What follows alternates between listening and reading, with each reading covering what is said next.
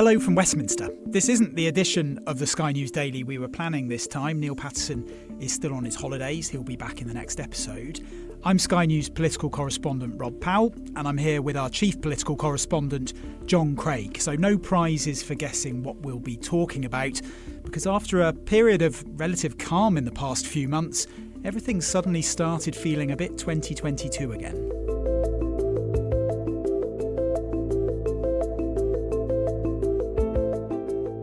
So there's lots to discuss about Boris Johnson, Nadine, Dorries and Nigel Adams standing down. We should say we're recording this on Sunday lunchtime. The by-election count at the moment stands at 3. Jon, do you think it will get any higher? Any more resignations expected? I'm not convinced it will. There was a suggestion from Boris Johnson supporters over the weekend that there could be half a dozen or so. It's claimed also in the Sunday Telegraph by his friends that there are a couple on resignation watch. But one by one, a lot of his closest allies have been saying, no, I'm not standing down. For example, Jacob Rees-Mogg. Sorry, Sir Jacob Rees-Mogg has said in the Mail on Sunday he's not standing down. Nadeem Zahawi says he's not standing down. Priti Patel, Dame Priti Patel now, isn't she? She is, yes. My word, there's all these. We'll talk about the honours later, but my word, they've all done very well, haven't they? It's a lot to get used to, isn't it? But anyway, they've all said they're not going to stand down. Now, the point I would make about the ones who have stood down, Nadine, Dorries and Nigel Adams had already said they were not going to be candidates at the next general election. So Nadine's got more time to write her books, her novels, and Nigel Adams got more time to watch cricket. Massive cricket fan, Nigel Adams. He always says to me, and don't forget to mention that I scored 125 not out for the Lords and Commons in a match at Lords. So he's got plenty of time to go to Headingley or whichever cricket ground he chooses. That's top trivia, Jon. It's interesting, isn't it? The numbers involved, even with the speculation about who's on resignation watch. I think the Sunday Telegraph said there was 2 more people. Yes. The numbers are so low. We're really in a different place in terms of where we were in 2022 when we were looking at resignations to try and force Boris Johnson out of government. So what do you think has sort of motivated them to go, Nadine, Dorries and Nigel Adams? There was some suggestion of a kind of orchestrated plot to try and destabilise the government. Or do you think this is just more people who were going to go anyway, who were a bit frustrated they didn't get their gong, they didn't get their peerage, so they thought, you know what, stuff you, I'm leaving now? It certainly looked like a coordinated plot. My mind went back to the time when Oliver Dowden quit as Tory chairman after those by-election defeats in, I think it was Wakefield and Tiverton and Honiton. And I remember at the time thinking, oh my goodness, this is going to be a domino effect, lots more followed. And I remember that dramatic night when Rishi Sunak, first Sajid Javid and then Rishi Sunak went. We all thought, oh my goodness, are half the cabinet going to resign? Well, they didn't. But this time, Nadine Dorries' resignation was the first, actually. It was on the Friday afternoon. And then Boris Johnson's dramatic announcement. And then Nigel Adams wasn't till Saturday afternoon. And it was at that point that I thought, oh, perhaps there'll be more.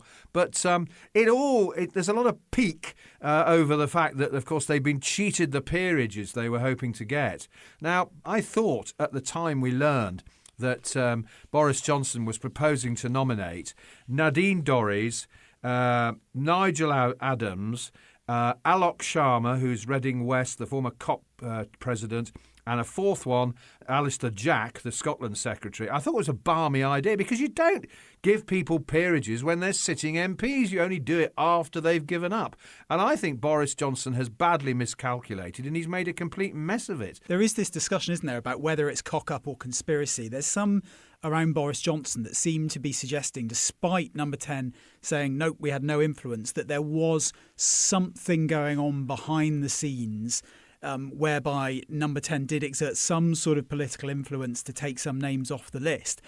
But a lot of the reporting in the Sunday papers today suggests that essentially Rishi Sunak and Boris Johnson met a week or so ago and they both came away from that meeting with very different interpretations of what was discussed. Do you think this is something sinister that's been orchestrated by Number 10?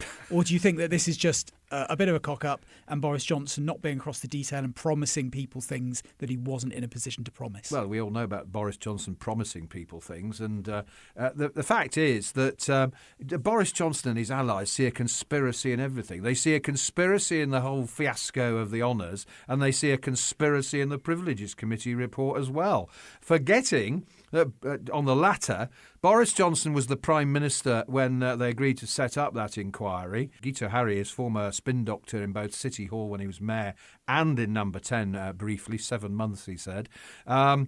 Gito Harry was saying the big mistake was not challenging the motion to set up this inquiry when it was first proposed. But no, they've been outwitted by the system, if you like. I mean, Jake Berry goes on and on about the blob.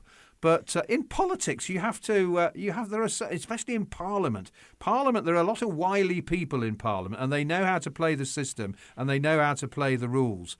And Rishi Sunak is a details man. He will have looked at the procedure and seen that it's up to the House of Lords Appointments Commission to make the rules here.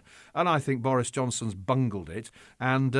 And he's made a mess of it. He's let down his allies who are left with no peerages. And, of course, he's now facing having the book thrown at him by the Privileges Committee. Yeah, I'm always a bit confused about what's the blob and what's the establishment, or whether there's a cross. I saw one anonymous source quote in the papers today saying this is the blob and the establishment working together. Oh. I always sort of thought that they were one and the same thing, to be honest. So MPs will be back in Westminster for the week. We know that amongst the sort of hardcore of Johnson supporters, a lot of them are very angry and are very sad that he's leaving. But what about the kind of the silent middle bit of the Tory party, if you like? The people that maybe are a bit fed up of the psychodrama, really just want to focus on trying to turn the Tory party's fortunes around ahead of the next general election.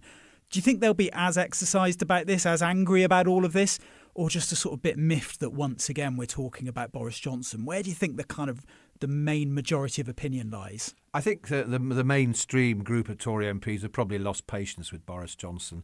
The key, I think, will be what the report into Mr Johnson's conduct says. Now, on Friday, when Boris Johnson issued his blistering statement, I think we can call it, his angry rant, the Privileges Committee issued a statement saying we're going to meet on Monday and produce our report promptly, they said.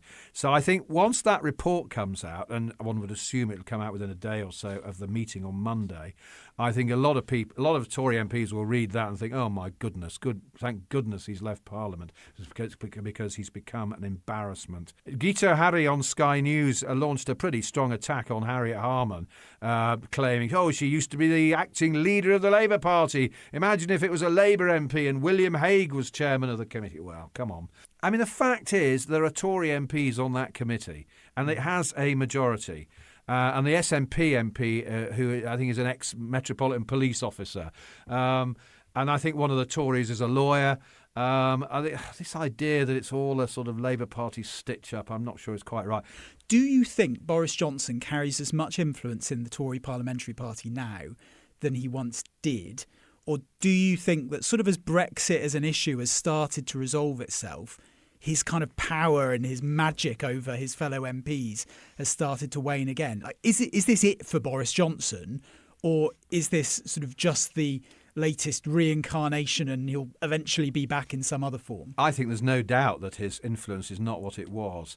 Do you remember the big vote on the Windsor Agreement? Yeah. There were only, I forget how many rebels, but it wasn't about 21, 22. 20 or so, wasn't it? Not very many. The vote a few days ago on the suspension of the SNP MP, Margaret Ferrier, she's the MP who travelled on a train after testing positive for COVID. I think there were about 30 Tory rebels there. So it's a hardcore, really, of Tory rebels. And he certainly hasn't got the support he had. I think a lot of mainstream Tory MPs are fed up with him. A lot of those who used to think he was a great campaigner and an asset now see him as a liability. I spent Saturday in Uxbridge in his, what I suppose we should now call his former constituency, and the number of people who said good riddance to him, he's never done anything for Uxbridge. Not all by any means, some of them were Johnson fans, but I think his support, certainly amongst Conservatives, is on MPs certainly is on the wane. If you were to ask me to predict Boris Johnson's future, more likely to be the next editor of the Daily Telegraph, especially if it's sold, as it might be, than Prime Minister, I would have thought. Yeah, there's some very interesting reporting going around this weekend about the Daily Telegraph coming up for sale, just at the same time that Boris Johnson is ennobling former senior editorial staff at the Daily Telegraph. Indeed, as and well. you remember Dominic Cummings says that Boris Johnson called the Daily Telegraph my real boss. The real boss, yeah, fascinating. On that, though, in terms of Boris Johnson's future, there's been a lot of speculation about him doing the so-called chicken run and leaving a sort of bit more of a hairy constituency with a smaller majority in West London and heading towards a safer seat. What do you think? Let's look at the possibilities. Henley, he was the MP there from 2001 until he became London Mayor. I remember covering the by-election in Henley, the count was in Thame, when John Howell was elected, church organist, Oxfordshire councillor, but he's just retired. Now, John Howell's being very coy with me when I said, well, are you standing down or are you staying? But I was told that John Howell had said to somebody, over my dead body, Boris Johnson coming back to Henley. Remember, Henley is the seat that was previously represented by Michael Heseltine. And I've always said the Tory party's always loved a glamorous blonde, Thatcher, Heseltine, Johnson. That's one possibility, I think very, very unlikely. Second possibility is Nadine Dorries' seat in Mid-Bedfordshire. Her majority, I think, was just under 25,000.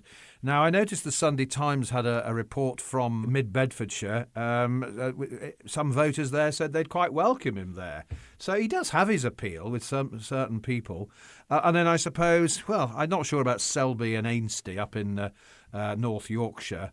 I'm not sure Boris Johnson would go down particularly well with the good folk of North Yorkshire. He's not really their type. Nigel Adams, much more their type. I think he's not returning to Parliament any time soon, I don't think. I think, as you say, I mean, he's as Guito Harry made the point on Sky News, he's enjoying his foreign travel, which is very lucrative. He was in Cairo when he got the email telling him that it was likely that the Privileges Committee were going to throw the book at him.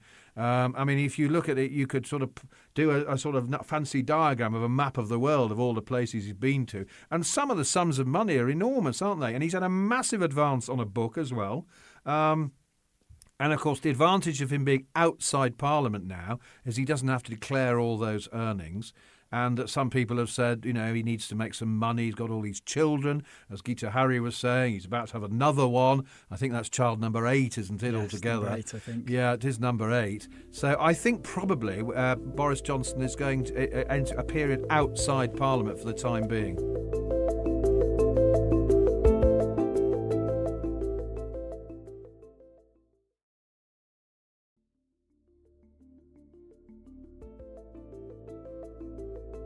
So what do you reckon it means then for Rishi Sunak and the government? Because I was thinking about this, and there's a sort of alternative course of events that if Boris Johnson had decided to stay and fight, what we'd be looking at in probably the days and weeks ahead was the Privileges Committee report coming out, a vote in the Commons on a sanction that would likely determine whether he is suspended and faces a by-election. That would probably be a bloody fight in the Commons with Boris Johnson allies trying to essentially split the party to kind of stick up for their man. I can't see that they would have the numbers to do that. So you would assume that it goes on to a recall petition and a by-election, in which I guess at that point Boris Johnson probably would have stood down anyway. But if he decided to fight on through that, you get a by-election in West London with Boris Johnson as the candidate, which has to be even more of a sort of nightmare scenario more broadly for the government. So actually, in the short term, whilst, yes, this is a sort of bumpy patch and he's got by-elections to fight, is there a way that this could turn out kind of okay for Rishi Sunak if he can use it to almost kind of banish the ghost of Boris Johnson once and for all and start talking about his 5 priorities that he loves to bang on about at any possible opportunity? That's the optimistic view among Sunak supporters and government loyalists, certainly, yes, that in the long term it is better for Rishi Sunak. One of the little nuggets in a very long and a very informative piece in the Sunday Times was that Boris Johnson, at the meeting they had, which was a week last Friday, I think the 2nd of June, he'd said to Boris Johnson, if you nod through my honours list, I'll campaign for you in the red wall seats. Now, I thought until prior to this weekend that Boris Johnson probably would help the Tory campaign, particularly in those red wall seats, and be quite a factor. But I think that's looking less likely now, because there does seem to have been a terrible falling out between the current Prime Minister and Mr Johnson. It's obviously been a pretty busy week for politics across the other side of the Atlantic as well. I wonder, what similarities do you see about how things are playing out for Mr Trump in America and Mr Johnson over here? Because there is a sort of, in the kind of the witch hunt language that Boris Johnson has used, it does seem to have that kind of conspiratorial element to them, that the blob, the establishment are out to get me, they're trying to pull me down, which is exactly the kind of message that Trump is pushing out around this indictment in the States. And is actually finding politically it's sort of working to his favour to an extent. What do you make of those similarities? Well, the good news for Mr Johnson is he's not facing jail yet, unlike Mr Trump. On Sky News on Saturday, Will Walden, who was another ex-spin doctor for Boris Johnson, and he was also worked at City Hall, used the word Trumpian to describe the way that Mr Johnson had lashed out in that long statement he put out on Friday night. Now, differences between the two, certainly there's the rhetoric is similar, and the lashing out at the establishment, which you talked about. I haven't heard Donald Trump use the term the blob yet, but you never know. The difference, of course, is that Mr Trump wants to be the candidate again next year against Joe Biden, whereas Mr Johnson has just ruled himself out of being a candidate for the time being. That's the big difference between the two. Mr Trump wants to be president again, and of course that could happen next year. If Boris Johnson wants to be Prime Minister, well, that's not going to happen anytime soon. I thought that Will Walden interview was absolutely fascinating, because he clearly still has quite a lot of affection for his former boss, but at the same time almost felt like he was felt let down by the path that Boris Johnson had gone on. And at one point he said he sort of barely recognised the Boris Johnson of now to the one that he used to work with in City Hall. He sort of said that he seems to see everything through this kind of vindictive prism now, that he sees everything as a plot to get him. Whereas back in the City Hall days, and even the early days before Brexit, he was maybe a bit more thoughtful, a bit more reasoned, and he sort of cited those two columns where he was trying to reason out whether to back Brexit or not. I wonder, John, I mean, you must have covered the whole of Boris Johnson's political career, right from the very start. And of course, I knew him as a journalist as well. OK, so what do you think? The first time I ever met Boris Johnson, he was a trainee on the Times. I was on the Sunday Times. And Boris was, I think, a graduate trainee. And you'll know, everybody knows, he got fired from the Times for making up a quote.